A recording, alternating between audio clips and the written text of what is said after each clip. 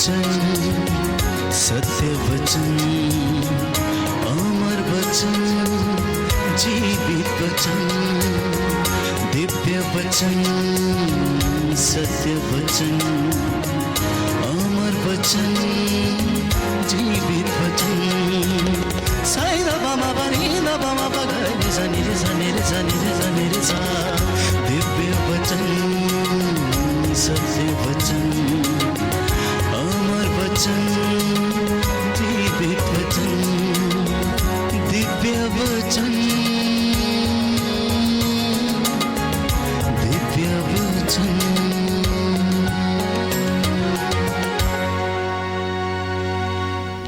पिता पुत्र पवित्र आत्मा के नाम पर आमीन।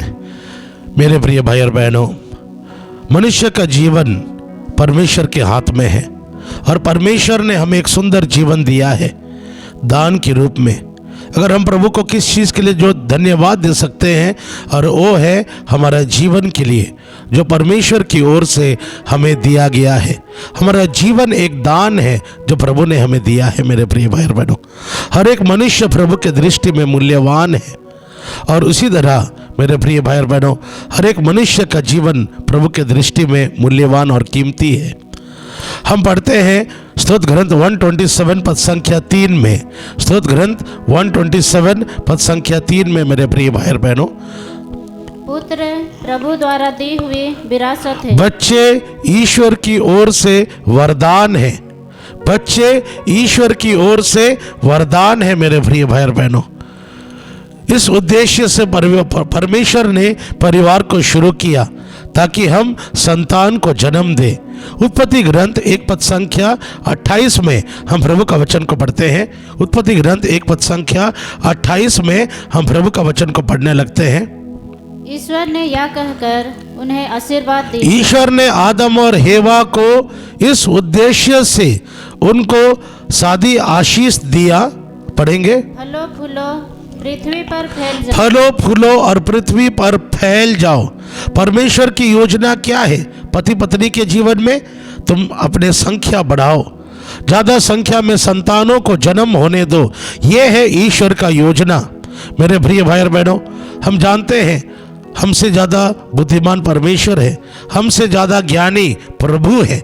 जिसने स्वर्ग और पृथ्वी को बनाया है वो सर्वश्रेष्ठ है। उसके प्रज्ञा के सामने हम कुछ नहीं समझ पाते हैं। और ईश्वर अपनी योजना के अनुसार उन्होंने एक पारिवारिक जीवन को क्यों शुरू किया? ताकि हम संतान को जन्म दे, एक नहीं अनेक संतान को जन्म दे, क्योंकि बच्चे ईश्वर के वरदान है। मेरे प्रिय भाई और बहनों, ईश्वर के आशीष से हम संतान पाते हैं। ईश्वर के आशीर्वाद से ही हम संतान पाते हैं। हम अपने शक्ति से, हम अपने ताकत से बच्चे को जन्म नहीं करते हैं। अगर ऐसे होता तो दुनिया में बहुत सारे हर पति पत्नियों के जीवन में संतान होना चाहिए, अगर हम लोग अपने ताकत पर बच्चे को जन्म देते हैं। लेकिन हम जानते हैं परमेश्वर ने आदम और हेवा को आशीर्वाद दिया और कहा फलो और फूलो। ये किस चीज का संस्कार है? शादी आशीष है, चर्च मैरिज है। परमेश्वर का एक योजना, चर्च मैरिज का एक सबसे बड़ा योजना है, पवित्रता में संतान को जन्म दो, पवित्रता में संतान को जन्म दो। ये प्रभु का योजना है मेरे प्रिय भाई और बहनों। और यीशु यही चाहता है कि हम ज़्यादा से ज़्यादा संतान को जन्म दे प्रभु का आशीर्वाद पाने के द्वारा। चर्च मैरिज के द्वारा हमें प्रभु का आशीर्वाद आता है पारिवारिक जीवन को शुरू करने के लिए और बच्चे को जन्म देने के लिए। परमेश्वर का आशीर्वाद से ही हम बच्चे को जन्म दे पाते हैं। अगर ऐसे नहीं होता तो सबों के पास संतान होना चाहिए, लेकिन हम जानते हैं ऐसे पति पत्नी हैं शादी के बाद उनके कोई संतान जन्म नहीं हो रहे हैं। उसका अर्थ क्या है? हम अपने ताकत से नहीं, प्रभु का आशीर्वाद से हमें संतान वरदान के रूप में मिलता है। इसलिए स्तोत्र ग्रंथ 127 पद संख्या 3 में प्रभु का वचन में लिखा है, हर एक संतान प्रभु के आशीर्वाद से हमें दिया जाता है। ये प्रभु का वरदान है मेरे प्रिय भाई और बहनों। लेकिन आज हम इस दुनिया में, इस नया युग में हम ऐसे जीवन जीते हैं। ईसाइस नबी 5 पद संख्या 20 में हम अच्छाई को बुराई और बुराई को अच्छाई हम कहते हैं मेरे प्रिय भाई और बहनों। ईसाइयाह नबी 5 पद संख्या 20 में हम प्रभु का वचन को पढ़ेंगे। धिक्कार उन लोगों को जो बुराई को भलाई धिक्कार है उन लोगों को जो बुराई को भलाई कहते हैं और भलाई को बुराई कहते और भलाई को बुराई कहते हैं। आज अनेक जगह पे हमें देखने के लिए मिलता है, हम संतान नहीं चाहते हैं, हम अपने संतान की संख्या को बढ़ते हुए नहीं देना चाहते हैं। हमें एक संतान चाहिए, हमें 2 संतान चाहिए, उससे ज़्यादा हम नहीं चाहते हैं। और बाकी संतान का हम क्या करते हैं, हम उसको नष्ट कर देते हैं, हम मार देते हैं। हाँ मेरे प्रिय भाई और बहनों, गर्भ नष्ट मनुष्य का हत्या है, गर्भ नष्ट मनुष्य का हत्या है मेरे प्रिय भाई और बहनों। इससे हम अपने पारिवारिक जीवन में आशीष प्राप्त नहीं कर पाएंगे, हम अपने परिवार को भविष्य अच्छा भविष्य नहीं दे पाएंगे अगर हम लोग अपने पारिवारिक जीवन में बच्चे को नष्ट करते हैं और गर्भपात करते हैं। प्रभु का वचन को हम सुनते हैं, उत्पत्ति ग्रंथ 4 पद संख्या 10 को पढ़ेंगे। पहला हत्या जो कैन ने किया था अपने भाई के साथ, उन्होंने अपने भाई का मर्डर किया। गर्भपात एक हत्या है मेरे प्रिय भाई और बहनों, गर्भपात एक हत्या है, मनुष्य का हत्या है। पढ़ेंगे उत्पत्ति ग्रंथ 4 पद संख्या 10 को पढ़िए। प्रभु ने कहा, तुमने क्या किया? तुम्हारे भाई का रक्त भूमि पर से मुझे पुकार रहा है। भूमि ने मुंह फैलाकर तुम्हारे भाई का रक्त ग्रहण किया जिसे तुमने बहाया है, इसलिए तुम शापित होकर उस भूमि से निर्वासित किए जाओगे। यदि तुम उस भूमि पर खेती करोगे तो वो कुछ भी पैदा नहीं करेगी। हम देखते हैं जब काइन ने अपने भाई का मर्डर किया था, उसके जीवन में 2 बड़े बड़े समस्याएं आ गए। उसको अपने जमीन से निर्वासित किया गया। दूसरा, जब वो खेती बाड़ी करता था, कुछ भी काम करता था, उसमें उसको आशीष नहीं मिलता था। मेरे प्रिय भाई और बहनों, हम सोचते हैं अपने पारिवारिक जीवन में हम ज़्यादा संख्या में बच्चे को ना जन्म होने दें और हम जो बच्चे जन्म होते हैं हम उसको नष्ट करेंगे। इसके द्वारा हम अपने बच्चों का भविष्य बना पाएंगे, हम अपने पारिवारिक जीवन को सुख शांति में रख पाएंगे मेरे प्रिय भाई और बहनों। लेकिन ऐसे नहीं है। मैं अनेक ऐसे पारिवारिक लोगों को मैंने काउंसलिंग किया और पता चला, एक बहन मेरे पास आई और कहती थी, ब्रदर मेरे 2 बच्चे लोग हैं, लेकिन हम इतना पैसा कमाते हैं, कहीं पे भी हमारा सेविंग्स नहीं है। पैसा कमाते हैं, अचानक देखते हैं कोई बीमार हो जाता है, सारा पैसा चल जाता है।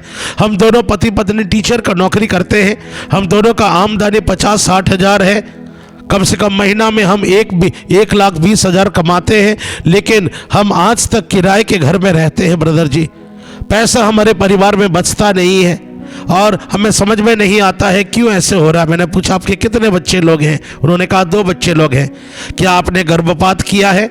और उस थोड़ी देर चुपचाप हो गई। हाँ ब्रदर जी, शादी से पहले मैं गलत संबंध में थी, मैंने 6 गर्भपात किया है और शादी के बाद मेरे पति के द्वारा और 2 संतान को मैंने नष्ट कर दिया है। आज मेरे प्रिय भाई और बहनों, गर्भपात पाप के द्वारा आज इनके पारिवारिक जीवन में नाना प्रकार के आर्थिक समस्याएं आ गए हैं। प्रभु का वचन स्वर्ग पृथ्वी चला जाएगा, लेकिन प्रभु ने जो कहा है वो पूरा हो जाएगा। उत्पत्ति ग्रंथ 4 पद संख्या 10 में हमने देखा है, जब तुम मनुष्य का हत्या करते हो, तुम कितना भी मेहनत करोगे, कोई भी कार्य करोगे, उसमें सफलता नहीं मिलेगा, आपके जीवन में कमी घटी होगा मेरे प्रिय भाई और बहनों। हाँ मेरे प्रिय भाई और बहनों, आज अनेक परिवार ये गलत शिक्षाओं में डूबे हुए हैं और वे ज़्यादा संख्या में बच्चे को जन्म होने नहीं देते हैं, जिसका फलस्वरूप क्या है, वे गर्भ नष्ट करते हैं, बच्चे को मार देते हैं। और उसके कारण क्या है, परिवार में हम देखते हैं अनेक प्रकार के आर्थिक समस्याएं, अनेक प्रकार के हेल्थ इश्यूज। ये बहन बोलती है मेरी बेटी हर समय बीमार पड़ती है, ब्रदर जी हर समय बीमार पड़ती रहती है, जितना पैसा कमाते हैं सारे बेटी का इलाज में चला जाता है। मैं भी हर समय बीमार पड़ती हूँ, हम 1,20,000 कमाते हैं, लेकिन एक भी पैसा हम बचा नहीं पाते हैं। और मेरे प्रिय भाई और बहनों, इसका कारण क्या है, बच्चे की हत्या करना। याकूब 5 पद संख्या 6 में हम प्रभु का वचन को पढ़ते हैं। याकूब 5 पद संख्या 6 में हम प्रभु का वचन को पढ़ेंगे। याकूब 5 पद संख्या 6 को पढ़ेंगे। आपने धर्मी को दोषी ठहराकर मार डाला है और उसने आपका कोई विरोध नहीं किया। जिसने तुम्हारा कोई विरोध नहीं किया, आपने उसको मार डाला है। एक बच्चा जब माँ का पेट में आता है, वो आपके साथ लड़ नहीं सकता है, वो आपका विरोध नहीं कर सकता है। और जिसने तो जो तुम आपसे लड़ाई नहीं कर सकता है, जो आपका विरोध नहीं कर सकता है, आपने उसको नष्ट कर दिया। मेरे प्रिय भाई और बहनों, ये गर्भपात पाप है, ये हत्या का पाप है। स्तोत्र ग्रंथ 9 पद संख्या 13 में हम प्रभु का वचन को पढ़ते हैं। स्तोत्र ग्रंथ 9 पद संख्या 13, परमेश्वर का वचन है, जो प्रभु कहते हैं वो होता ही है। स्तोत्र ग्रंथ 9 पद संख्या 13 में हम प्रभु का वचन को पढ़ेंगे। वो रक्तपात का लेखा रखता प्रभु खून खराबा का लेखा रखता है। प्रभु खून खराबा का लेखा रखता है। प्रभु जानते हैं कितने हत्या हुए हैं आपके पारिवारिक जीवन में, कितने संतान को आपने नष्ट किया है। मेरे प्रिय भाई और बहनों, सब कुछ प्रभु रिकॉर्ड करके रखते हैं।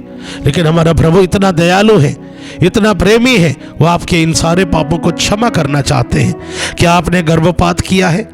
गर्भपात के कारण आपके जीवन में भी नाना प्रकार की आर्थिक समस्याएं हैं। ये मेरा शिक्षा नहीं है, ये प्रभु का शिक्षा है, जो हम बाइबल में हमें देखने के लिए मिलता है। गर्भनष्ट या मनुष्य का हत्या करने वाले के पारिवारिक जीवन में, उनके व्यक्तित्व जीवन में नाना प्रकार की बीमारियां, नाना प्रकार की कमी घटी हमें देखने के लिए मिलता है, जो हम उत्पत्ति ग्रंथ 4 पद संख्या 10 में हम देखते हैं। मेरे प्रिय भाई और बहनों, इसीलिए मनुष्य का हत्या, गर्भपात भी एक मनुष्य का हत्या है, जो प्रभु के दृष्टि में बहुत बड़ा घोर अपराध है। लेकिन हमारा प्रेमी पिता इतना दयालु है, उसने यीशु मसीह के द्वारा हमारे ये पापों को भी क्षमा करना चाहते हैं। ईसायास नबी 1 पद संख्या 18 में हम प्रभु का वचन को पढ़ते हैं। ईसायास नबी 1 पद संख्या 18 को पढ़ेंगे। प्रभु कहता है, आओ हम एक साथ विचार करें। तुम्हारे पाप सिंदूर की तरह लाल, तुम्हारे पाप सिंदूर की तरह लाल क्यों ना हो, वे हिम की तरह उज्जवल हो जाएंगे। ओ रुई की तरह मैं उसको सफेद कर दूंगा। उसका अर्थ क्या है? अगर तुमने हत्या का पाप किया है, आपने अपने बच्चे को गर्भ नष्ट करके मार डाला है, मेरे प्रिय भाई और बहनों, आपने एक हत्या का पाप किया है। परमेश्वर जो दयालु है, वो कहते हैं मैं तुम्हारे इस पाप को भी क्षमा करने के लिए भी तैयार हूँ, मैं तुम्हारे ये पापों को भी माफ करने के लिए तैयार हूँ, मेरे बेटी, मेरा भाई। इसलिए हम प्रभु के ऊपर भरोसा रखें, हम हताश निराश ना हो, और हम अपने पापों के कारण हम शर्मिंदा ना हो। हम दयालु प्रभु के पास आए और प्रभु से क्षमा मांगे, जो हमें इस पाप से हमें भी क्षमा कर सकता है। मेरे प्रिय भाई और बहनों, बच्चे परमेश्वर की ओर से वरदान है। हम जितना संतान को जन्म देंगे, उतना परमेश्वर हमें हर प्रकार के आर्थिक समस्या से आशीष देंगे, हम धनी बनेंगे। हम सोचते हैं कि हम ज़्यादा संख्या में बच्चे जन्म करेंगे, हम गरीब बनेंगे। नहीं मेरे प्रिय भाई और बहनों, प्रभु का आशीर्वाद से हम धनी बनते हैं। उत्पत्ति ग्रंथ 35 पद संख्या 11 में हम प्रभु का वचन को पढ़ते हैं। जब प्रभु ने कुछ कहा है, हमें करना है। उत्पत्ति ग्रंथ 35 पद संख्या 11 में हम प्रभु का वचन को पढ़ते हैं। आगे ईश्वर ने उससे कहा, मैं सर्वशक्तिमान ईश्वर हूँ, तुम फलो फूलो, एक राष्ट्र ही नहीं एक राष्ट्र समूह तुमसे उत्पन्न होगा, और तुम्हारे वंशजों में राजा भी उत्पन्न होंगे। आप एक नहीं अनेक बच्चे को जन्म दो, और तुम्हारे बच्चों के द्वारा प्रभु उनको देश का राजा बनाएगा। हम याकूब के जीवन में देखते हैं, याकूब का सबसे अंतिम बेटा, 12वां नंबर बेटा जोसेफ देश के प्रधानमंत्री बन गया। अगर याकूब भी हमारे जैसे ये संसार का ज्ञान प्राप्त करके वो 1 या 2 संतान को जन्म देते और दूसरे बच्चे को जन्म होने नहीं देते, मेरे प्रिय भाई और बहनों, आज जोसेफ देश का प्रधानमंत्री नहीं बनता, और जोसेफ अपने परिवार का मुक्ति का कारण नहीं बनता। जोसेफ अपने परिवार के 12वें नंबर का संतान था, याकूब का सबसे छोटा बेटा। और प्रभु ने जो प्रतिज्ञा किया था उत्पत्ति ग्रंथ 35 पद संख्या 11 में, तेरे संतान देश के राजा बनेंगे, तेरे संतान देश के ऊपर अधिकार लेंगे। और प्रभु ने इस प्रतिज्ञा को पूरा किया। जब हम प्रभु के योजनाओं को पूरा करते हैं, प्रभु के इच्छा के अनुसार परिवार के संख्याओं को बढ़ाते हैं, प्रभु अपने योजनाओं को पूरा करते हैं हमारे पारिवारिक जीवन में। परमेश्वर ने जोसेफ को चुना था इजिप्ट का प्रधानमंत्री बनने के लिए, और उसी के द्वारा पूरा परिवार को भी, ना केवल उसने देश को बचाया, लेकिन जोसेफ के द्वारा प्रभु ने उसके परिवार को भी बचाया। उसका परिवार को हर प्रकार की आर्थिक समस्याओं से प्रभु ने उसके पिताजी और उसके सारे भाइयों को जोसेफ के माध्यम से बचाया। हाँ मेरे प्रिय भाई और बहनों, हर एक संतान जो जन्म लेता है, परमेश्वर का छिपा हुआ योजना उसके साथ इस पृथ्वी में आता है। परमेश्वर हर एक संतान के पीछे एक योजना बनाकर भेजता है। अगर हम गर्भ नष्ट करेंगे, हम परमेश्वर के योजनाओं को नष्ट करते हैं, परमेश्वर के योजना के विरुद्ध में हम कार्य करते हैं। और एक बार बाइबल में हमें देखने के लिए मिलता है मेरे प्रिय भाई और बहनों, उत्पत्ति ग्रंथ 9 पद संख्या 7 में भी हम पढ़ते हैं, प्रभु कहते हैं तुम अपने संख्या बढ़ाओ, गर्भ नष्ट ना करें। बच्चे ईश्वर की ओर से वरदान है। जो प्रभु हमें संतान देते हैं, वो जानता है कैसे हमें बच्चों को संभालना है, वो जानता है कैसे हमारे बच्चों को खिलाना है, वो जानता है कैसे हमारे बच्चों का परवरिश करना है, क्योंकि स्वर्ग और पृथ्वी उसी का है। पृथ्वी के रेंगने वाले हर जीव जंतु उसी के हैं। वो जानता है बारिश ईश्वर की ओर से आता है, खेती बाड़ी प्रभु की ओर से आता है। वो जानता है हमें किस तरह संभालना है। उत्पत्ति ग्रंथ 9 पद संख्या 7 में हम देखते हैं, तुम लोग फलो फूलो पृथ्वी पर फैल जाओ। तुम लोग फलो फूलो और पृथ्वी पर फैल जाओ। परमेश्वर फिर से हमें आदेश देते हैं। पहला राजा 8 का 35 में देखते हैं, बहुत जगह पर आज हमें देखने के लिए मिलता है बारिश बंद हो चुकी है। बारिश ईश्वर के वरदान का एक चिन्ह है, परमेश्वर का आशीर्वाद का एक चिन्ह है। पहला राजा 8 का 35 में देखते हैं, यदि आकाश से मेघ इसलिए पानी नहीं बरसा, यदि आकाश से इसलिए बारिश बंद हो गया कि लोगों ने तेरे विरुद्ध पाप किया, लोगों ने तेरे विरुद्ध में पाप किया है। आज अनेक जगह पर हमें देखते हैं बारिश का कमी घटी है, जिसके कारण फसल के ऊपर असर पड़ता है, फसल ठीक से नहीं हो पाता है। क्यों? ये मेरे प्रिय भाई और बहनों, मनुष्य का पाप, मनुष्य का पाप। और कौन सा प्रकार का पाप? गर्भनष्ट पाप बारिश को बंद कर देता है। बारिश ईश्वर की ओर से आशीर्वाद है, जो हमारे खेती बाड़ी में फसल उगाने के लिए हमें दिया जाता है, जो हमारे पशु पक्षियों को भोजन खिलाने के लिए बारिश आवश्यकता होती है। और इसीलिए बारिश एक आशीर्वाद का चिन्ह है मेरे प्रिय भाई और बहनों। और ये बारिश बंद हो जाता है जब हम लोग पाप करते हैं। इसलिए पहला राजा 8 का 35 में अगर बारिश बंद हो जाता है, उसका कारण क्या है? मनुष्य का पाप। और कौन सी पाप? हम हत्या का पाप करते हैं। हम पढ़ते हैं सुक्ति ग्रंथ 6 पद संख्या 17 में भी हम प्रभु का वचन को पढ़ते हैं। सुक्ति ग्रंथ 6 पद संख्या 17 में भी हम प्रभु का वचन को पढ़ेंगे। प्रभु 6 बातों से बैर रखता और 7 बातों से घृणा करता है, घमंड भरी आंखें, झूठ बोलने वाली जीभा, निर्दोष रक्त बहाने वाले हाथ। निर्दोष रक्त बहाने वाला हाथ। एक बच्चा निर्दोष है, जब माँ के पेट में वो आता है, उसने कोई पाप नहीं किया, वो निर्दोष है, और हम उसको जीने नहीं देते हैं, हम उसको नष्ट कर देते हैं मेरे प्रिय भाई और बहनों। क्या आप ऐसे पति पत्नी हैं जिन्होंने ऐसे पाप किया है? क्या आप ऐसे लड़का लड़कियां हैं जिन्होंने ऐसे गर्भनष्ट का पाप किया है?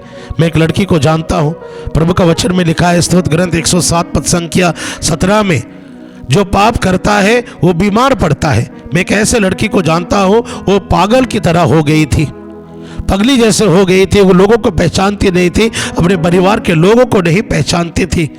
कारण क्या था? उसने 9 गर्भपात किया था अपने कॉलेज काल में, पढ़ाई के टाइम में। मेरे प्रिय भाई और बहनों, अपने बॉयफ्रेंड के द्वारा वो प्रेग्नेंट हो गई और उसने 9 गर्भपात किया था, जिसका फलस्वरूप क्या? वो मानसिक रोग से पीड़ित थी। स्तोत्र ग्रंथ 107 पद संख्या 17 में हम प्रभु का वचन को पढ़ते हैं। कुछ लोग अपने कुकर्मों के कारण बीमार पड़ कुछ लोग अपने पापों के कारण बीमार पड़ जाते हैं। गर्भपात पाप एक पाप है, जिसके कारण ये आपके शरीर में नाना प्रकार के बीमारियों को लाते हैं। मैं उन स्त्रियों को पूछना चाहता हूं, क्या आपके शरीर में नाना प्रकार के बीमारियां आ रहे हैं? किस कारण है? मेरे प्रिय भाई और बहनों, अगर आपने गर्भपात किया है, ये आपके भविष्य में जो बच्चे जन्म होंगे उनके ऊपर असर करेगा, और ये आपके शरीर के ऊपर भी असर करने लगेगा। ईश्वर ने मनुष्य को जन्म दिया है ताकि ईश्वर ने आपको शादी का आशीष दिया है, ताकि आप अपने शरीर में बच्चे को जन्म होने दें, उसको नष्ट ना करें, अपने शरीर को कब्रिस्तान ना बनाएं। इसलिए प्रभु ने आपको एक स्त्री बनाया है मेरे प्रिय भाई और बहनों। आज अनेक औरत लोग नाना प्रकार के मानसिक बीमारी से, शारीरिक बीमारी से पीड़ित हैं, इस पाप के कारण। इसलिए स्तोत्र ग्रंथ 107 पद संख्या 17 कहता है, कुछ लोग अपने पापों के कारण बीमार पड़ गए। ये लड़की मानसिक बीमारी से पीड़ित थी, पागल जैसे हो गई थी, लेकिन प्रभु का प्रेम और दया, जब वो प्रभु का वचन सुनने के लिए आई, धीरे धीरे वो अच्छी तरह से पाप स्वीकार करने लगी। उन बच्चों की आत्मा का शांति के लिए मिसा चढ़ाई और धीरे धीरे प्रभु ने उसको इस मानसिक बीमारी से उसको चंगा किया। आज जो जॉब कर रही है, नौकरी कर रही है, मेरे प्रिय भाई और बहनों, प्रभु दयालु है, हमारे जीवन को नया बना सकता है। गर्भनष्ट जीवन का अंत है मेरे प्रिय भाई और बहनों। आइए हम लाइफ को सपोर्ट करें, हम गर्भनष्ट ना करें मेरे प्रिय भाई और बहनों। बच्चे परमेश्वर की ओर से वरदान है। शोक ग्रंथ 4 पद संख्या 1 और 2, शोक ग्रंथ लमेंटेशन 4 पद संख्या 1 और 2 में हम प्रभु का वचन को पढ़ते हैं। लमेंटेशन 4 पद संख्या 1 और 2। कैसे सोना मलिन हो गया, कैसे सोना मलिन हो गया है, कैसे शुद्ध सोना परिवर्तित हो गया है। पवित्र पत्थर हर रास्ते के नुक्कड़ पर बिखरे पड़े हैं। सियोन के लाडले, जिनका वजन शुद्ध सोने के बराबर था, कैसे कुम्हार द्वारा बनाए मिट्टी के बर्तनों जैसे समझे जा रहे हैं। सियारिनी भी अपनी छाती खोलकर अपने बच्चों को दूध पिलाती है, लेकिन हमारे देश की पुत्री मरुभूमि की शुतुरमुर्गियों जैसी निर्दय हो गई है। आज गर्भ नष्ट होने का कारण क्या है? प्रेम का कमी। मेरे प्रिय भाई और बहनों, अगर माता पिता अपने बच्चों को प्यार नहीं करते हैं, उसका परिणाम है बच्चों की हत्या। मेरे प्रिय भाई और बहनों, प्रेम का कमी के कारण आज अनेक माता पिता अपने बच्चों की हत्या कर रहे हैं, गर्भ नष्ट कर रहे हैं। मेरे प्रिय भाई और बहनों, परमेश्वर प्रेम है और इसी प्रेम में हमारा पारिवारिक जीवन सुंदर बनता है। और इसी प्रेम में जब हम ज़्यादा से ज़्यादा संख्याओं को हम बच्चे को जन्म देते हैं, परमेश्वर के प्रतिरूप में जो बच्चे पृथ्वी पे आते हैं, वे हमारे पारिवारिक जीवन को आशीष दिलाते हैं। आइए हम सब प्रार्थना करें।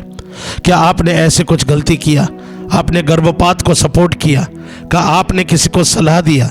क्या आप ऐसी बहन है, पति पत्नी है, बॉयफ्रेंड गर्लफ्रेंड है, जिन्होंने बच्चे को जीने नहीं दिया?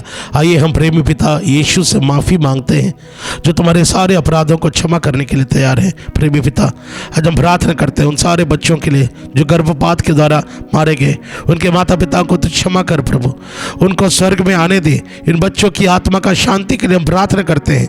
और जितने लोग भी इस गर्भपात पाप में शामिल है प्रभु, आप इनको सच्चा पश्चाताप दे दिए पिता परमेश्वर। प्रार्थना करते हैं यीशु के नाम पर, आमीन।